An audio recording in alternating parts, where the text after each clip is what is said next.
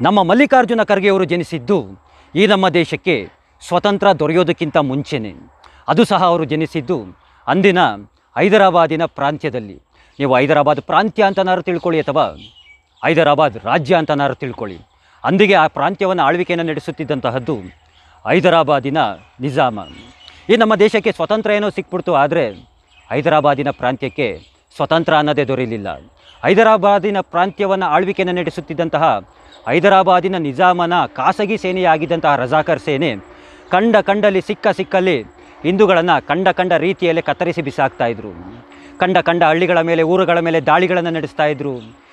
ಕಂಡಲ್ಲಿ ಸಿಕ್ಕ ಹಿಂದೂಗಳ ಮನೆಗೆ ಬೆಂಕಿಯನ್ನು ಹಚ್ತಾಯಿದ್ರು. ದುರಾದೃಷ್ಟವಶ ಅಂತಂದರೆ ಕಂಡಲ್ಲಿ ಸಿಕ್ಕ ಹಿಂದೂಗಳ ಮನೆಗೆ ಬೆಂಕಿಯನ್ನು ಹಚ್ತಾ ಇದ್ರಲ್ಲ, ಆ ಹಿಂದೂಗಳ ಮನೆಗಳಲ್ಲಿ ಒಂದು ಮನೆ ನಮ್ಮ ಮಲ್ಲಿಕಾರ್ಜುನ ಖರ್ಗೆಯವರ ಮನೆಯೂ ಸಹ ಆಗಿತ್ತು. ಆ ಮನೆಯಲ್ಲಿ ನಮ್ಮ ಮಲ್ಲಿಕಾರ್ಜುನ ಖರ್ಗೆಯವರ ತಾಯಿ ಮತ್ತು ತಂಗಿ ಇದ್ದರು. ಅವರಿಬ್ಬರೂ ಸಹ ಅದೇ ಮನೆಯಲ್ಲೇ ಸಜೀವವಾಗಿ ದಹನವಾಗಿಬಿಡ್ತಾರೆ.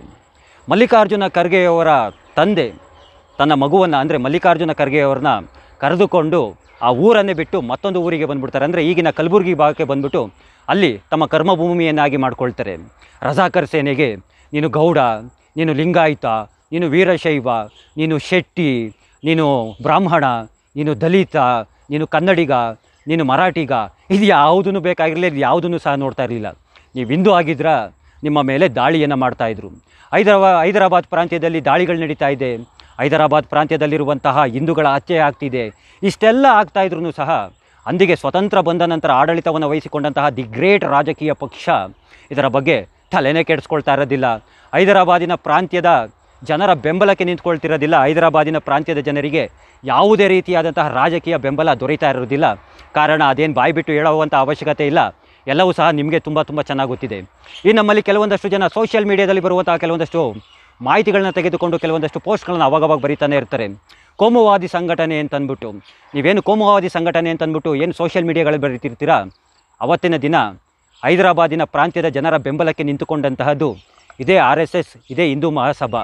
ಈ RSS ಮತ್ತು ಹಿಂದೂ ಮಹಾಸಭಾ ತಮ್ಮ ನಿಯೋಗಗಳನ್ನು ಹೈದರಾಬಾದಿನ ಪ್ರಾಂತ್ಯಕ್ಕೆ ಕಳಿಸ್ಕೊಟ್ಬಿಟ್ಟು ಹೈದರಾಬಾದಿನ ಪ್ರಾಂತ್ಯದ ಜನರ ಬೆಂಬಲಕ್ಕೆ ನಿಂತ್ಕೊಳ್ಳುತ್ತೆ. ನೀವು ಬ್ರಿಟಿಷರ ಬೂಟ್ ನೆಕ್ತಾ ಇದ್ರು ಅಂತ ಅಂದ್ಬಿಟ್ಟು ಏನೋ ಒಂದು ಬರಿತಾ ಇರ್ತಿರಲ್ಲ ಯಾವಾಗಲೂ. ಬ್ರಿಟಿಷರ ಬೂಟ್ ನೆಕ್ತಿದ್ದು ಸಾವರ್ಕರ್ ಅಂತ ಅಂದ್ಬಿಟ್ಟು, ಅದೇ ವೀರ್ ಸಾವರ್ಕರ್ ಹೈದರಾಬಾದಿನ ಪ್ರಾಂತ್ಯದ ಜನರ ಧ್ವನಿಯಾಗಿ ನಿಂತುಕೊಳ್ಳುವಂತಹದ್ದು, ಅವರ ಬೆಂಬಲಕ್ಕೆ ನಿಂತ್ಕೊಳ್ಳುವಂತಹದ್ದು.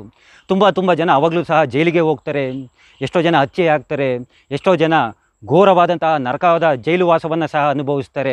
ಇಷ್ಟೆಲ್ಲ ನಡೀತಾ ಇರಬೇಕಾದ್ರೆ, ಇಷ್ಟೆಲ್ಲ ಆಗ್ತಾ ಇರಬೇಕಾದ್ರೇ ನಮ್ಮ ಹೆಮ್ಮೆಯ ಸರ್ದಾರ್ ವಲ್ಲಭಭಾಯಿ ಪಟೇಲರವರು ಕೊನೆಗೆ ಪೊಲೀಸ್ ಕಾರ್ಯಾಚರಣೆ ಹೆಸರಿನಲ್ಲಿ ಹೈದರಾಬಾದಿನ ಮೇಲೆ ದಾಳಿಯನ್ನು ಮಾಡಿ ಹೈದರಾಬಾದ್ ವಿಮೋಚನೆ ಅಂದರೆ ಹೈದರಾಬಾದಿಗೆ ಸ್ವತಂತ್ರವನ್ನು ತಂದುಕೊಡ್ತಾರೆ.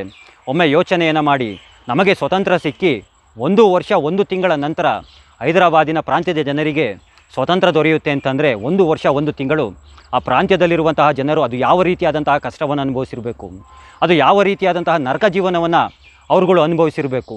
ನಮ್ಮಲ್ಲಿ ಕೆಲವೊಂದಷ್ಟು ಜನ ಈ ಲಾಕ್ಡೌನ್ ಸಮಯದಲ್ಲಿ ಹುಟ್ಟಿದಂತಹ ಮಕ್ಕಳುಗಳು ಕೆಲವೊಂದಷ್ಟು ಪೋಸ್ಟ್ಗಳನ್ನು ಹಾಕ್ತಿರ್ತವೆ. ಮೊದಲೆಲ್ಲ ಆಗ್ತಾಯಿದ್ದು ಸರ್ದಾರ್ ವಲ್ಲಭಭಾಯಿ ಪಟೇಲ್ ಅವರ ಸ್ಟ್ಯಾಚ್ಯೂ ಏತಕ್ಕಾಗಿ ಸ್ಕೂಲ್ ಕಟ್ಬೋದಾಗಿತ್ತು, ಆಸ್ಪತ್ರೆ ಕಟ್ಬೋದಾಯಿತು, ಶಾಲಾ ಕಟ್ಬೋದಾಯಿತು, ಕಾಲೇಜ್ ಕಟ್ಬೋದಾಗಿತ್ತು ಅಂತಂದ್ಬಿಟ್ಟು. ಸರ್ದಾರ್ ವಲ್ಲಭಭಾಯಿ ಪಟೇಲ್ ಇಲ್ಲದೆ ಹೋಗಿದ್ದಿದ್ದರೆ ಇವತ್ತಿನ ಉತ್ತರ ಕರ್ನಾಟಕದ ಭಾಗದ ಜನತೆ ಅದು ಯಾವ ರೀತಿಯಾದಂತಹ ನರಕವನ್ನು ಅನುಭವಿಸಬೇಕಾಗಿತ್ತು ಅದನ್ನು ಕಲ್ಪನೆಯೂ ಸಹ ಮಾಡ್ಕೊಳ್ಳೋದಕ್ಕಾಗೋದಿಲ್ಲ. ಅಂತಹ ವ್ಯಕ್ತಿಯ ಬಗ್ಗೆ ಒಂದು ಗೌರವವನ್ನು ಇಟ್ಕೊಳ್ಳಿ. ಆ ವ್ಯಕ್ತಿ ಇಲ್ಲದೆ ಹೋಗಿದ್ದಿದ್ದರೆ ಇವತ್ತು ನಮ್ಮ ದಕ್ಷಿಣ ಭಾರತ ಅಂತಂದ್ಬಿಟ್ಟು ನಾವೇನು ಹೇಳ್ಕೊಳ್ತೀವಿ, ಇದರಲ್ಲಿ ಅರ್ಧ ದಕ್ಷಿಣ ಭಾರತವೇ ಏನೇನೋ ಆಗ್ಬಿಟ್ಟಿರೋದು, ವಿಚಿತ್ರ ಆಗ್ಬಿಟ್ಟಿರೋಂತಹದ್ದು. ನಿಮ್ಮ ಕೈಯಲ್ಲೇ ಗೂಗಲ್ ಇದೆ, ನಿಮ್ಮ ಕೈಯಲ್ಲೇ ಯೂಟ್ಯೂಬ್ ಇದೆ. ನಮ್ಮ ಮಲ್ಲಿಕಾರ್ಜುನ ಖರ್ಗೆ ಅವರೇ ಮಾತಾಡಿರುವಂಥ ವೀಡಿಯೋ ಕ್ಲಿಪ್ಸ್ಗಳಿದ್ದಾವೆ. ಅವರೇ ತುಂಬ ಭಾಷಣಗಳಲ್ಲಿ ಮಾತನಾಡಿದ್ದಾರೆ.